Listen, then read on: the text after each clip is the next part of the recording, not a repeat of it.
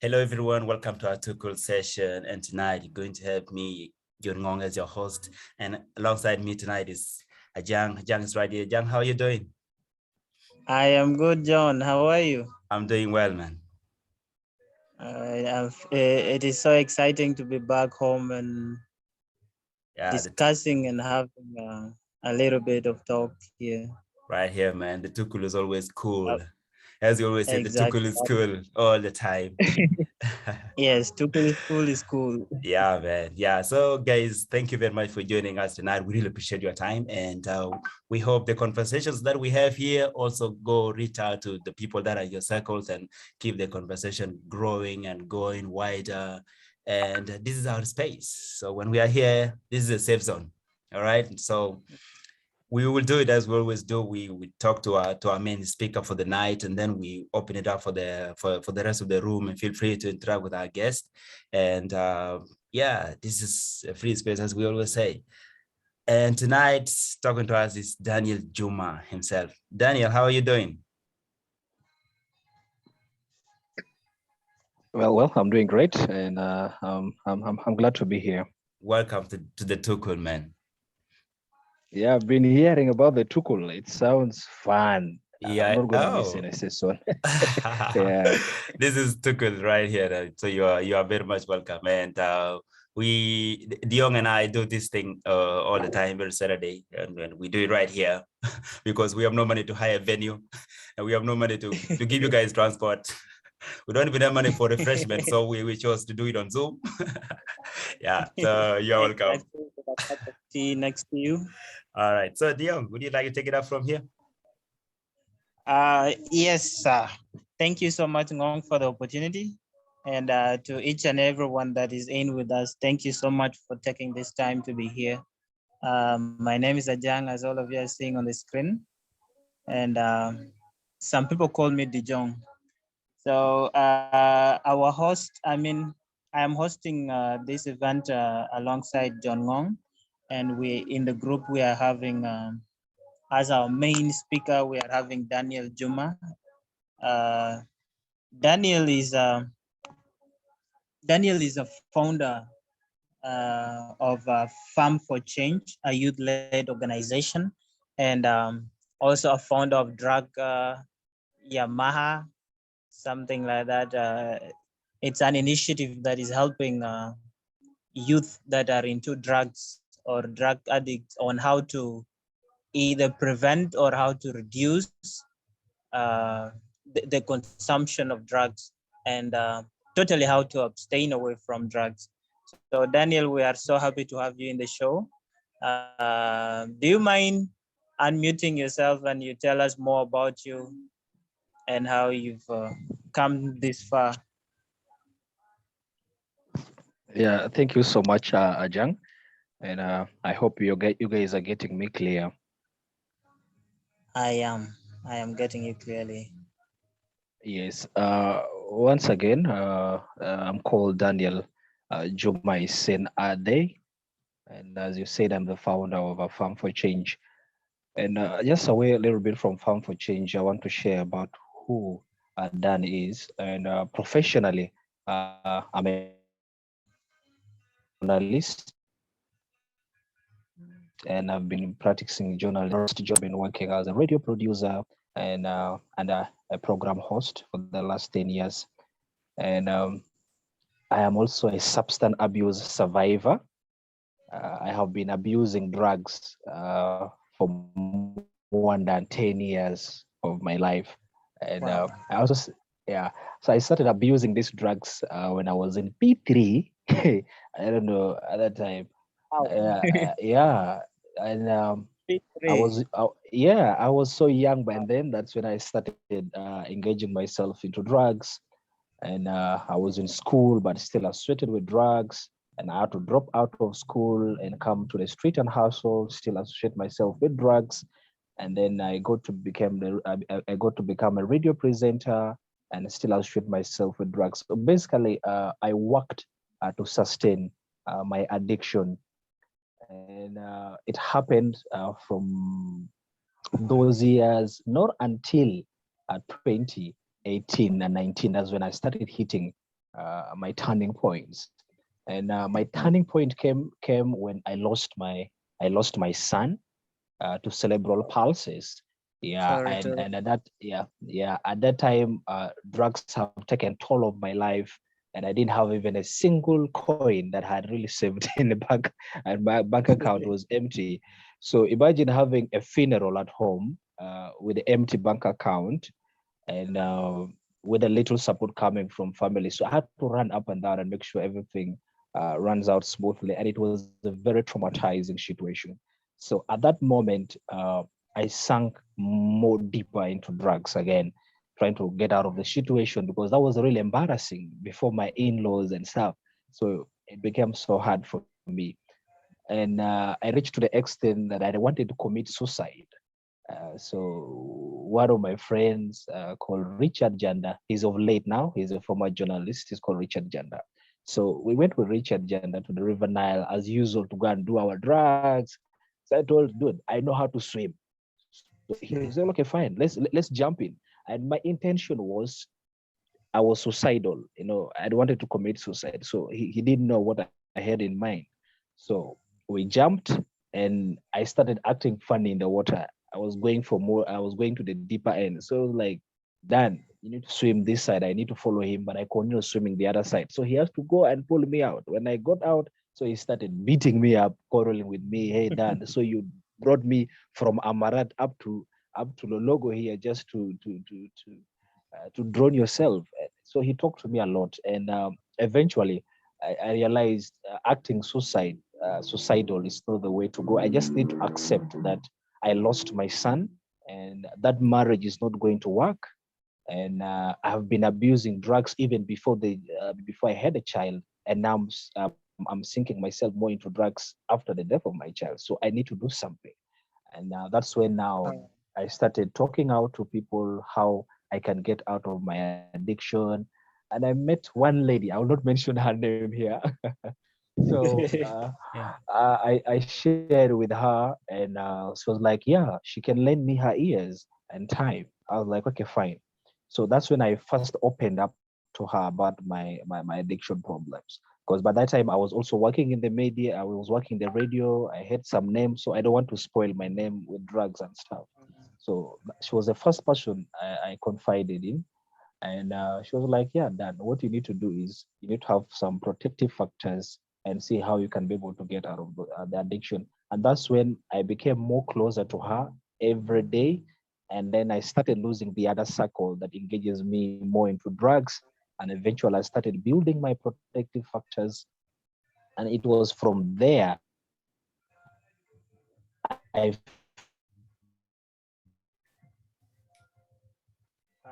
Hello, Daniel. ear because somebody gave me yes, hello. Yeah, I can now get you. Your voice was breaking. So please continue. So she lended me her ear, so I felt I should be able to do the same to other people. So that's why the idea of farm for change came in. And the farm for change, sometimes people mistake it for being an agricultural organization. And farm for change, it's a very big farm where we are supposed to have these drug addicts, and we are going to have these drug addicts staying in that farm. And there will be a lot of activities happening in that farm. And from there, that's when new lives are built. And we believe through Farm for Change, we'll be able to engage more youth that would be brought for our residence programming. Though right now we have not started engaging them into residence programming. And then the drugs mahaya. So you talked of Allen drugs maha. You were trying to. That's why I told you you have a Yes, problem with Arabic. I struggled with that one. Yeah. So it's called drugs mahaya. Drugs Drug mahaya. The Mahaya. drugs, yes, drugs is in English. Mahaya is an Arabic, which means a drug is not a lifestyle, or being a drug addict is not a Okay. lifestyle. Yeah. So Okay. In Kiswahili they say drugs si swag. Mhm. Ngong will help in that line. So if you're, I don't know if you're to translate it in Tongjeng like drugs mahaya, how would you say it? Let me provoke you. uh, drugs ache beer. Drugs are right? chepir. Yeah. Something like Yes, that. yes, Yeah. yes, yeah. So that's when we started that campaign, and up to now, we still continue engaging youths along that campaign. We educate them. The major aim of the education program is to inspire, engage, and change their perceptions towards drugs, because the first perceptions that came first about drugs, it's so positive to the youth, but now we are changing the narrative by telling them, no, when you take these drugs, these are some of the risks that are associated with drugs. Mhm. And like today, earlier on, we had a session with the entertainers, a session that brought around 27 entertainers in South Sudan, and we are trying to engage them about sexual risk behaviors that are related to drugs and sexual risk behaviors, so that if you are to take these drugs, you are aware of some of the risks that you're going to face. So that's the brief story of my life. Unfortunately, my whole teen life was taken with drugs. So that's it. Thank you. Okay, thank you so much, Daniel, for that broad introduction. I've known things I didn't know about you, like you had a son, and so sorry for that. May his soul rest in peace. And Amen. you talked of P3, primary three. That is when you started drugs. And I was like, damn, primary three. Like, how old were you? How old were you at that in that Uh, in that class? I was so young, and this one comes to environment. Just let me speak from an environmental point of view. I was Yeah, by then I was in Kaya, and I don't know most of you if you know Kaya. Kaya is a border town between Uganda, South Sudan, and Congo. And exactly. I've been yeah, Kaya yeah, severally. yeah. So by then we had a lot of youths returning. There are some youth who are returning from Kenya, youth returning from Uganda, coming from the interior of South Sudan. So Mm, everybody wants to experience something new, you know. And yes. so by then, I don't know if it's okay to mention here, the former defense minister that is called Manyang. Back in the day, he used to base in Kaya. So with Mm, his board guides, I had the advantage of being sent there, here, because we're in the same area, and that's how eventually I started getting exposed to, first of all, this local brewed alcohol, Waregi. mm.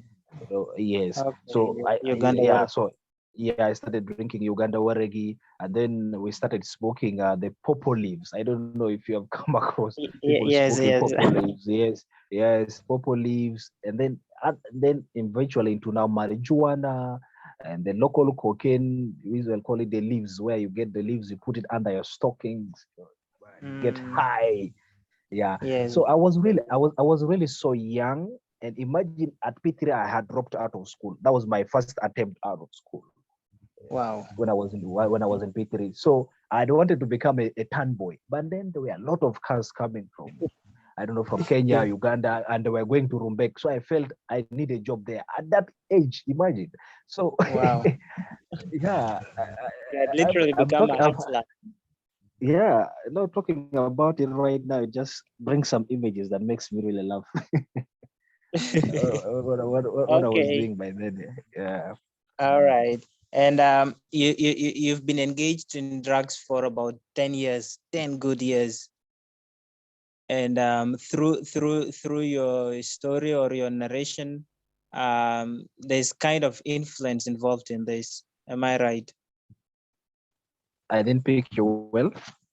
I'm like, through your narration, Mm. I've seen an element of influence, like peer groups. You were influenced into Yeah. drugs by the people that Yeah. came from Kenya, and you being at the border, you could see a Mm. lifestyle from the other side of the Mm. border, and you got engaged in these because of what you see. So you thought it was a lifestyle. Yeah, it was. I thought it was a lifestyle. It's a new swag, and then there are a lot of factors that actually contributed. One is the environmental factor, as I mentioned earlier, the peer influence, and even my Yes. parents. Let me blame my parents here. The recording I'll share with them so that they will know properly. You know, I was brought up in a family that is so religious, and I come from a health science family where everybody almost practices uh, medicine, like doctors, clinical officers, and stuff like that. So I Okay. was brought in a very strict line that I admire other young people in the other families because they have the privilege. I mean, they have the freedom to do what they can do. But me, I was just confided, the church home. So the moment I got that experience outside their home, hey man, that was a hell of freedom. So I really enjoyed. Yeah. So yeah, I've often gotten this thing of once you are being restricted by your parents, and when you get that little chance, like that little chance to experience the life outside, you become worse at it. Is that what happened to you?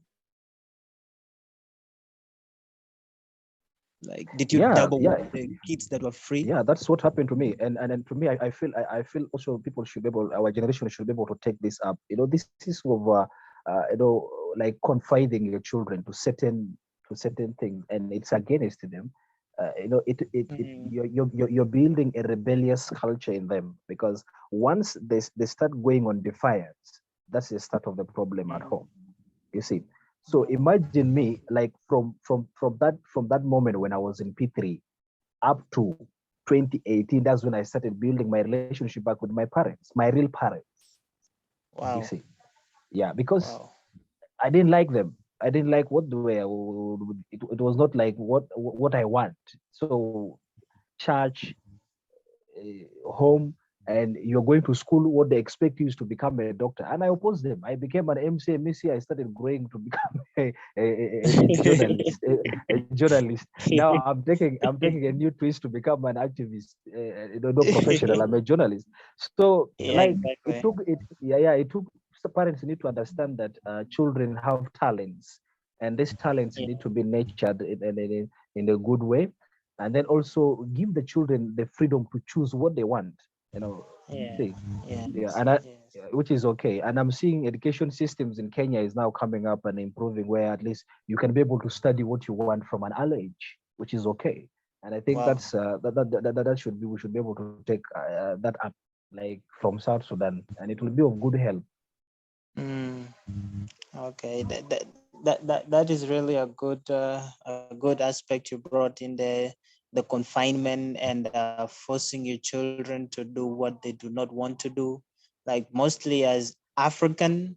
Then to break it down to a South Sudan level, we do force our children to do what we want them to do, but not what they want to do. Want to do. Like most of Yes. us are forced to do the so-called law, Mhm. uh, Become dictator. engineering, Mm. something like that. Yeah, but we do not want to see the talent in them. Yeah. So thank you for bringing that point up. And earlier on, you were talking of suicide, like suicide. I had suicide, and I was like, wow, somebody was brave enough to think of committing suicide. How easy is it? How easy was it for you to think of suicide? Like, was that the only option you had, or you had other options that you neglected and headed for the suicide? Yeah. Actually, when I headed for the suicide, does not mean that there were no other options. Of course, there were numerous options, but all of them will have to come in a way that I have to accept shame. And by then, I didn't like shame so much. I don't want to be ashamed. Yeah. Yeah, because I don't have a single money in the bank account. Mm, And remember, I've been working all these years in the media, so which means I should be having money to justify my years of work. I don't have. exactly. And now I Exactly. have I have a problem at hand. One, I need to even give money to my in-laws. I need to give money to who I need to be there at least to sustain. And in my culture, where I come from, when there is a funeral, people will stay in that funeral for 1 week. At least people need to be eating. Yes. And before they start even contributing money, they will want to know how much do you have at hand so that we can top up. By the way, answering that question was what I don't like. I was shivering by then. so that's when I decided to go and take my Uganda Waragi, everything. Then I went to the riverside. So I was like, fine, if that's it, you guys as my parents, you face the problem. You brought me to this world. I'm going ahead. You finish this problem. So that's what came into my mind. You see. Wow. And Wow. and I really regret that decision because this conversation would not be happening and many other things would not be happening Exactly. yeah, and I think we should be able to to think and also seek like find someone you can confide in. And I believe I was so much reserved by then before I met that lady who helped me out, and I really didn't Yeah. talk to anyone. So if you have suicidal thoughts, make sure you open up to someone who's so closer to you. At least that way will relieve you, and you pour out all your emotions, whatever you're going through, and that will really help. And suicides are really increasing. Yeah. Recently in Juba, even related to drug, suicides are really increasing. Imagine in less than 1 month, in Juba, we have registered more than 10 suicide Wow. cases. Are related to the drugs. And we interviewed. I was interviewed last week about the same issue about suicides. And I believe it's about time we Junubin we should need to open up. I know we are traumatized. We're a country with the highest rates of PTSD, that's post-conflict trauma, stress disorders, and because of the war and many other things. But talking all the time, it's really good. Oh, thank you for sharing that, Daniel. You talked of, I mean, on the point of suicide, you've explained. Then I remembered, we always say running away from your problem is not the solution. Like, Yes. and then I thought of you. What if the suicide had succeeded? What would you have gained? And then you are fighting the process now. You do not want more people involved in drugs because you've seen the bad in it. Like I have a brother that is engaged in drugs. We most of the times talk to him, and one day he opened up and told us, "I do drugs because it opens my heart to eat." Like, and we were all surprised. Like, how are there some, like in primary we used to have special science. There's that section for drugs, and they too have importance of drugs. So are there some importance, like if you take the drugs, do you have positive change? Okay, drugs. No, one, let's try to define what a drug is. Okay. Let me give example. Let me just define what a psychotropic drug is. Wow. It's a substance that when taken, it alternates the mind. In simple definition, Yes, yes. that's psychotropic drugs. And then we need to know their psychotropic drugs and then these medicinal drugs. Let's see. Okay. And then alcohol, alcohol is a depressant. Sometimes if you're depressed, sometimes people take the alcohol to be a depressant. Yes, scientific alcohol is a depressant, but if it's consumed beyond the level it's supposed to be used as a depressant, it becomes to be Okay. something else. Yeah, it becomes Oh, to be something else. And then oh, marijuana contains more than 420 chemicals in it. And then oh. the chemical that causes highness, it's called a THC. Yeah, and that chemical is not good. It changes the mind. That's why we have a lot of psychosis cases in Juba. Mm. Like I am talking to you right now, and then if so happened that Ngong comes in, and then what I was talking to you, I've already forgotten, and then I'm now paying attention to Ngong. If you have to ask me what I was saying, I have no idea about it. Yeah, my brain skips. See, oh, Okay. it causes blur in the memory. It causes blur in the memory, and that is because of the THC. And what people need marijuana as a medicine is the CBD, cannabidiol chemical. And remember, the marijuana we produce has a lot of THC instead of the CBD. So to me, I see drugs have no importance. I don't know which science was that. They were saying that drugs have Okay. importance. Yeah, yeah. Okay. I was told if you like the likes of alcohol, you Mhm. take them and it frees your mind from the stress and all that. Mhm. Like Yeah. I remember that statement very well. It frees your mind from the stress So or from the yeah. current situation. Like your mind is Mm, exposed. mm, yeah. So, Let me give you the example of alcohol. Alcohol is a depressant. If you're depressed, immediately you go for alcohol, right? And then uh, what happens after? The problem comes back. yes, the problem comes back. Sure. So it has no use. You've consumed it, and mind you, it also damages your lungs and all other internal organs. So you continue taking Exactly. it as a depressant. It continue affects you internally, and the problem remains there. So it's a recurring circle of no solution. Okay. Yeah, and then Uh, also the reason why people get addicted is because they are running from the problem itself. You see, yes. Yes. why don't you solve the problem, and then you live a sober life instead of hiding in some of these substances, and yet you know that tomorrow you'll be sober again facing the same problem. So to me, I will not recommend drugs, even alcohol. I can't recommend it as a depressant. But it was Okay. so Thank good. you. It was so good when I was enjoying. Hey, life was good. And then it became worse with time. Thank you so much, Daniel. And there Yeah. have been so many scientific names and acronyms. I will have to go back and visit my dictionary to know what they are.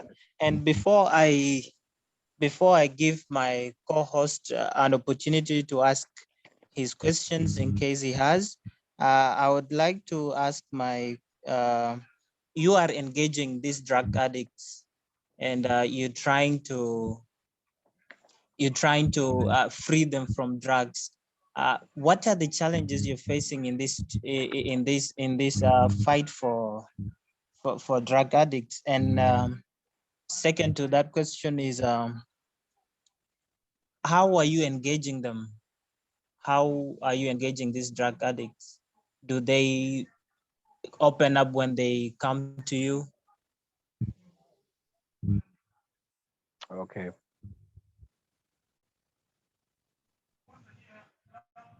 Hello. So, yes, yes, Okay. those are my questions.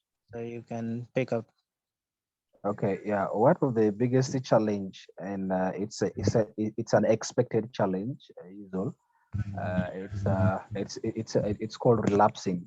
So sometimes when we engage some of these youth and those who are willing to come out of their addiction, if they go through our sessions for 8 weeks, so and then after that we are supposed to discharge them. When we follow Mm. up, we usually experience cases of relapse. So relapse is that stage in addiction recovery where you find yourself going back to the drugs and then coming out. And in our programming we call it's a progress, your work in progress, because you manage to get out and then you go back again, then you manage to go out. In my recovery, I relapsed, I remember, 5 times. So now what we do right now mostly is we emphasize more on the relapse. We prepare the youth more for the relapse stages, because deciding to quit the drugs is fine. You can decide, maybe you can do it for a week, for 2 weeks, but the fallback Mm. will be terrible. Will be terrible. That's the relapse. which is a very terrible stage, and it's a sign that you're quitting, but it's a very terrible stage because there are chances that you may get back to addiction, you may get back to drugs, and it will be more worse than when you were addicted before if relapse is not handled properly. So that's the challenge we have with some of these boys, and we are working hard to reinforce their protective factors, especially in the relapse stages. And that's why we have the constant engagement with them and make sure that we involve them to be part of our programmings. Because if you already come out and declare that you're a former drug addict or a substance abuse survivor, the community now demands you to be exemplary. So you will live to be exemplary among your peers. So when you continue talking about some of these substances to your peers, you're also healing them and you're healing yourself. So we involve them in the process. For those who are ready, we help them also talk to other youth so that the stories of those other youth will inspire them. And usually for our interpersonal group therapy for depression and substance abuse, we usually conduct for 8 weeks consecutively, and then we discharge you. When we discharge you, now we make the follow-ups to see how you are performing after the 8 weeks program. So that's what basically we do with these boys. But believe me, it's not easy, given the situation we have, especially with COVID-19 by then, where it was very hard for us to bring these youths physically. We have to do it virtually, like what is happening right now. And remember, for you to talk to somebody who's a former addict, it needs that physical approach. And at least now we are now this year, at least we managed to have physical meetings, and it's going on well. Yeah. Wow. Thank you so much. You're doing a great service to the community, as we are trying to imagine a community that is it could not be drug free, totally drug free, but there is that space, like you know what you're using and you know how to use it. That is the community we are looking at, and you taking that initiative upon yourself to talk to the young people that are into it, and engaging them is totally a big win. No matter the challenges you're going through, I believe it will be of a success. So please, John Ngong, the floor is yours, my co-host. Hey, thank you. Before Ngong comes in, let me help you with the short definition of a THC. Right. Okay. You talked of it earlier, so Yeah. sorry for using the short form. So it's the short form for the word that is a tetrahydrocannabinol. Wow. I can't remember it anymore. It's gone already. Don't bite your tongue. Man. Wow. This is a journalist standing to be a psychiatrist. May God bless us. Amen. Oh man. I'm doing the transition from journalism to medicine. We hope it will be a good one. Wow. So yeah, Ngong, Wow. I think you can take it up. Thank you, Dion. And Daniel, what a story you shared with us tonight here. And I've been blown away by this story, man. I know all of us struggle with issues, and sometimes many of them at the same time. It takes us to that level. But this story here is quite unique, and I'm really happy, Daniel, that you have the courage to share your story, and be able to touch me here, right here, like this story for sure. Is a very unique one, and actually it's a sign of courage. I think we're right actually to entitle this session as a win. Like, we are recording a win against drug addiction. This is a big win to me. So thank you, Daniel, for opening up. And I just wanted to go back quickly into the story. You said you started getting exposed to drugs when you were in class 3. When I was in class 3, I think I was 9 years old. And I could even imagine, like, if you got exposed to drugs at that time, were you even paying for them, or was somebody giving you and be like, "Hey, Danny, right here, take it"? Yeah, sure. Yeah. There were some free drugs like the popo leaves. You can just Mm, go and plug the dry ones, roll, mm, and then smoke. Get the pepper, and okay. then for the local brewed alcohol, of course, I was with these other bigger men circles, so they Right. could buy, and then I also joined them. For the other usual cigarettes, they could buy as I go and Mm, light for them. Remember, as a kid, mhm. you don't light cigarette and bring it without puffing it constantly from the fire point where Yes. this Yes. passion is. Yes. Yeah, so Yes. that was the first time for me for cigarette. Ah, Yeah, now I and then get it. Yeah. Yeah. yeah, so and then for the others like the cocaine leaves and stuff, Mhm. these are normal God-given plants, so we just plug them and then we use. Mm. Okay, because I was relating this those days when we could be in the village, you just sit next to maybe to the soldiers, and they would say, "Hey, Jeshamer, go and light this sijara for me." So you go maybe to the next tea station where there's fire, light that cigarette, and come back puffing, like literally blowing Mm. the smoke out of Yeah, it. yeah, yeah, Yeah, yeah, I yeah, was yeah. wondering If if you that's don't, the same case. Yeah. if you don't puff it, actually the fire will go off. And Yes. Mm. that's how actually parents Mm-hmm. start educating their children on the different types of drugs. Like I tell you, Ngong, you're my son, you're Yes. 11 years or 10 years kid. I Yes. say, Ngong, Mm. they go to that doka, go and buy for me alcohol labeled A, B, C, Z. Yes. It cost this much. I've already told my son that alcohol brand ABCZ is Right. found in a duka in Mm-hmm. such area. It costs this kind of amount. Yeah. Kalas. I've already taught my child about it. That's where now parents become Mm.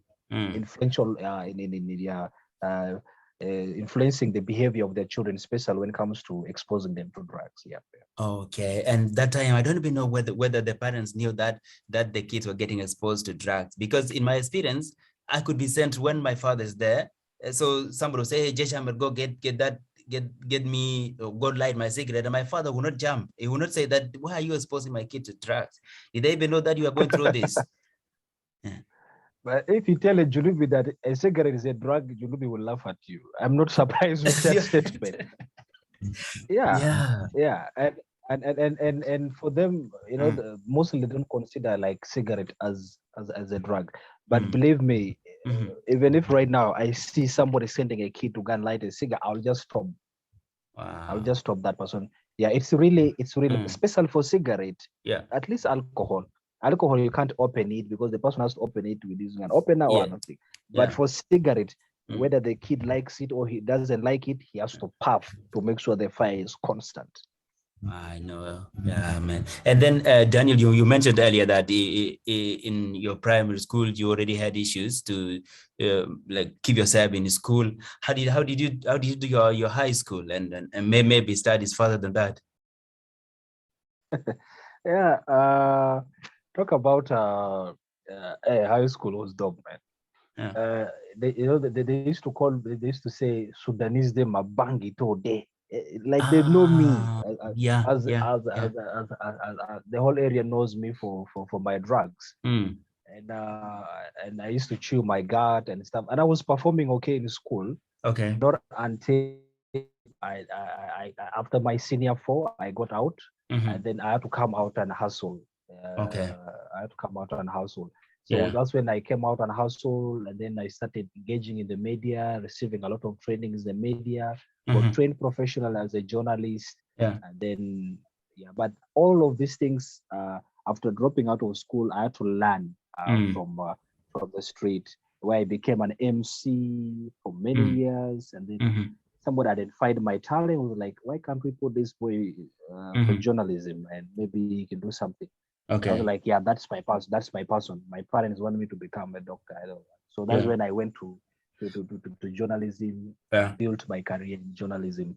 And then now, not until this year, that's when I decided. I mean, yeah, this year I said no to media, Mm, and I had to stop it now, focusing more into the drugs mm. Bahaya campaign and see how I can take it up. Yeah. So that's a brief story about my life. I'm a school dropout.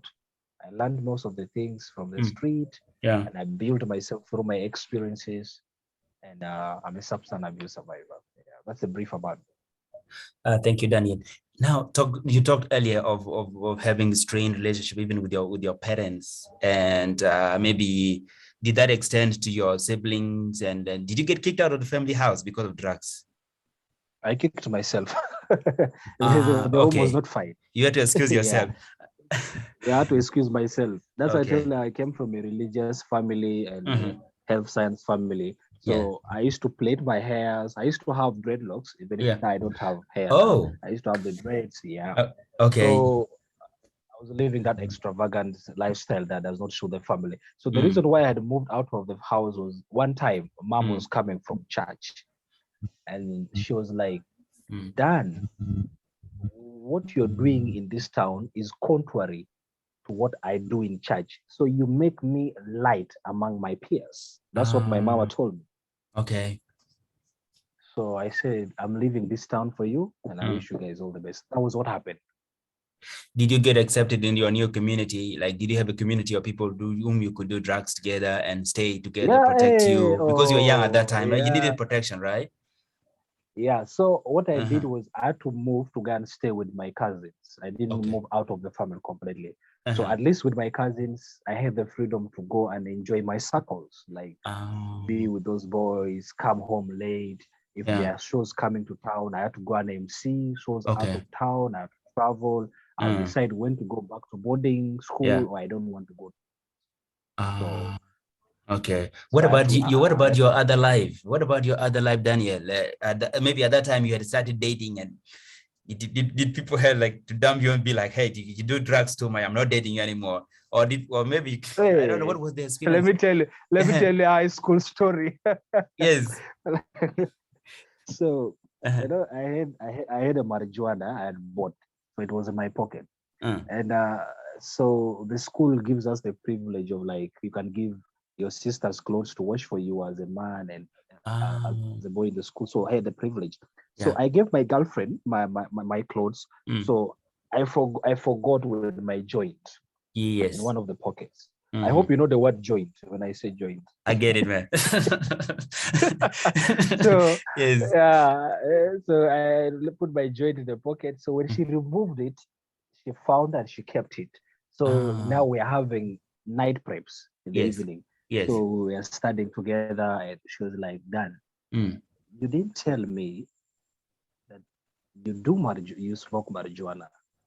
So the Ah. stories I've been hearing from the boys in the school and also around the community that you Mhm. do drugs. So it's true. Then I told her that's my lifestyle, Uh, and you either buy it or you leave me. okay. Yeah. So that was my first breakup. It didn't last Mm. for long. Uh, we Mm. got back together, but she has to also join me. I really apologize for introducing her also to drugs and stuff like that. But she's okay now. Uh, So we are not together. So okay. that was the first thing. That was the first thing. But then Mm. the other thing that also happened with me was that I could not I had problem with getting job because nobody will employ you Mm. uh, if you're associated with the drug. So there's that mistrust. Yes.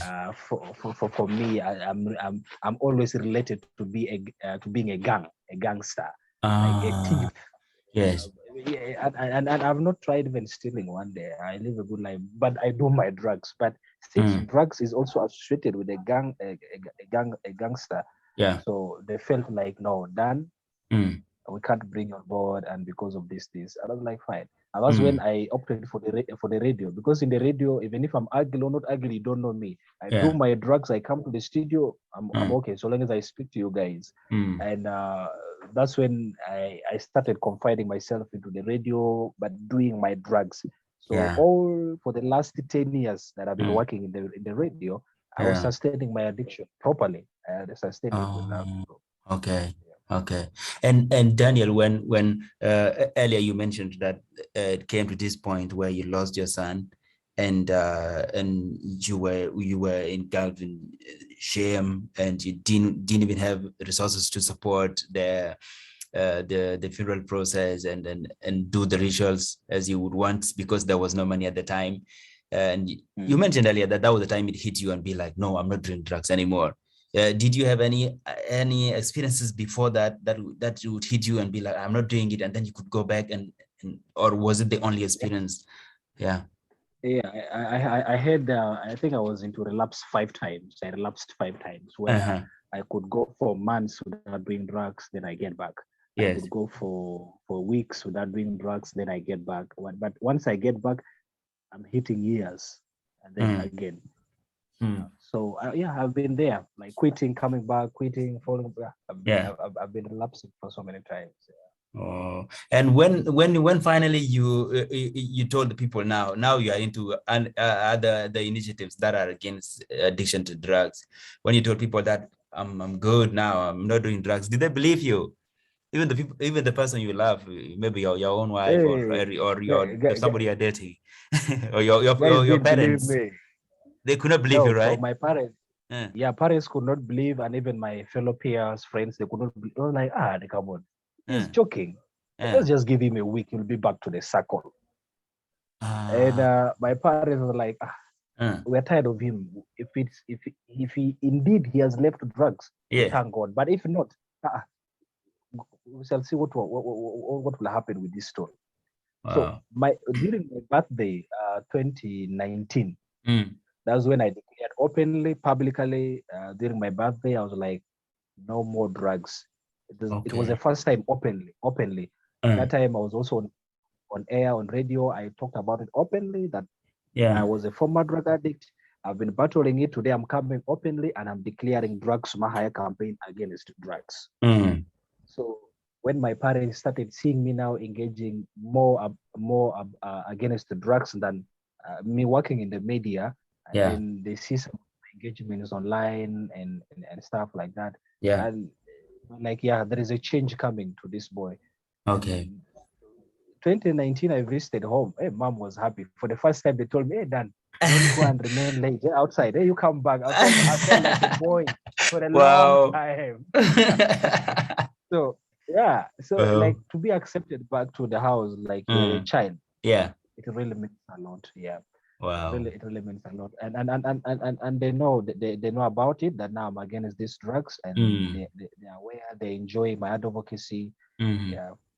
Wow. Thank you, Daniel. Maybe we will open it up to the colleagues in the room here.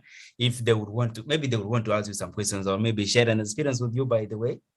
So Yeah, sure, yeah, sure. as we converse, we say if somebody has a point or you want to share something, raise your hand and then unmute and speak to Danny right here, and also to the rest of the colleagues in the room. Yeah. Okay. So in the meantime, Daniel, you are doing this drugs mahaya. What is the reach like? Is it something you're doing only in Juba or also like how many people do you think you are reaching with this campaign? Okay. Well, physically we are based within Central Equatoria, Okay. and then we have likely, of course, will be having a bore. I mean, Jongole, a Mm. special bore, and which is Yeah. already on our pipeline, because I have stories attached to bore personally, Okay. and I would love to go there and see that this initiative grows in bore, and then Mm. Torit. These are the three Okay. places that will be physical available by next year. Mm. Yeah, but for the online engagements, we're engaging a lot of Okay. people around the states. And Mm. then usually when we go for talk shows, Yes. like at Viraya or iRadio, it usually goes national, and we have Yeah. engagements coming Yeah. from other states, yeah, which Ah, has been yeah. so Yeah. Yeah. engaging. So we have presence in other states, but not physically. But here in Central Equatoria, we're physical. Okay. Yeah. Wow. And for the farm, yeah, I actually thought it was an agricultural initiative actually. when I heard of the farm for change, I thought, oh, maybe some Mm. agricultural activities or something like that. Yeah. What Yeah, what what I in think, essence is farm doing? yeah, I think because of the confusion, we are rebranding into Action We Foundation, effective from next year. All Okay. legal processes are already done. And Mm. then, but Farm for Change will remain under now Action with Foundation, so that we can broaden our vision. So Okay. at Farm for Change at the moment, what we do is the substance abuse prevention, which is primary. We have not yet gone to secondary. It's primary prevention. Okay. And then we also have what we call a GBV and response. We also do. Yeah. And then we do livelihood agriculture, where Farm for Change also falls in. Okay. And then and then the drugs Mahaya campaign that we have. And then we also have the sober youth meetup. So in general, we do that is mental health and public health. Okay. Okay. Oh, that's big, Daniel. I'm really happy that you are using your energy now positively to to change lives, and you can already see, Daniel, what you are doing, and maybe people have come back with their stories. Maybe they have come back and shared their stories, maybe as kind of feedback or testimonies around what you are doing, and maybe how it is influencing their lives. Do you have people who are like former drug addicts whom you talk to, or who may want to talk to you, or who have reached out to you, something like that? Yeah, I have a lot of them, and some of them fear coming out speaking openly like me because of cultural differences, and others have already started talking publicly about their addiction and how they used to live their life. And some of them are also former radio presenters like me. Okay. So Okay. the narrative is changing. I can see that the narrative is changing. Guys are coming out and talking Right. open about it. And the more people talk openly, like what Daniel is doing, I think it will be able to change a lot of perceptions, especially around drugs, so that we can influence behavior change among the youth. And that's the beauty of sharing stories. Okay.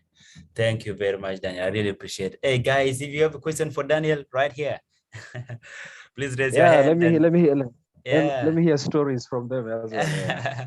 Yeah, I saw Santino raised his hand before. Maybe Santino, would you unmute and say hi to Daniel?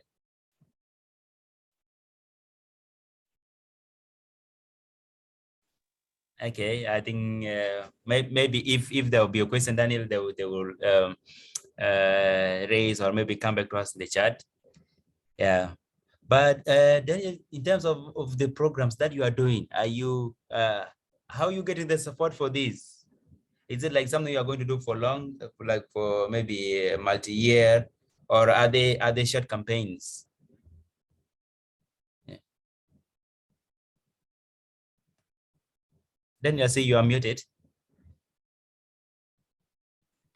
So I'm saying drugs Mahaya, it's a long term campaign, and we are trying to see 10 years of this drugs Mahaya campaign. This is the start here. Wow, that's good. Yeah. And remember, drugs keep on coming. You know, in my generation, or in those years when I used to do drugs were so different to what we have right now. Because now people, they mix codeine with Coca-Cola, they change it to a lot of trends are coming in, and this campaign also is looking at innovating according to the new trends of drugs coming in, and see how we can counterattack these drugs in terms of generations to generations. Okay. That's why we have the 10 years. We see 10 years. Yeah. So it's the campaigns we have. These are in long-term campaigns, and the funding is not sufficient. Like from 2018, 19, and 2020, I started. I was using my salary. I used my own money to make sure that I do activities. Oh. And this year, I've seen organizations coming in to support the platform. Like the program we had today was entirely supported by AMREF at South Sudan. But we have to integrate now drugs together with sexuality and that is reproductive health and rights. So we need to integrate it into other programs so that we could be able to achieve our goals. So what we are doing right now is integrating the drugs Mahaya into other existing programs so that we can get the support and also achieve the goal of the initial the campaign. Yeah. Wow. All right. Thank you, Daniel. I think we will give it a close here because we are going to do. Oh, we have actually gone on top of the hour, but this story to me has been amazing, and I was thinking we really need to have this kind of conversations, Daniel. What do you think? We really need to. We need Yeah. we need to have active drug addicts in this group, and then Yes. and then people like us who are now ex drug addicts, and Yeah. then few others. Yeah. And then we hit up the conversation. Believe me, For you sure. really enjoy it. I think we should. Talking about drugs, like Yeah. it's like talking about sexual education. Yeah, I think we should have people. If you have people actually in your circles, Daniel, we could also organize and have one more Tukul session specifically on that. And I know, that would be an amazing evening. People to hear these stories, people coming with their own life stories. Yeah. All right. So thank you, Daniel, and everyone who joined in tonight into the Tukul, and we really appreciate. The Tukul space is open for all of us, and we usually share the recordings on our Facebook, so you can go to our Facebook page. It's Tukul School, and also we have Facebook groups called Tukul School, and YouTube, same name, Tukul School, everywhere on our social media platform. So thank you guys for tuning in tonight, and Daniel, thanks for finding the time to be with us in the Tukul. We really appreciate. Wish everyone a very good night.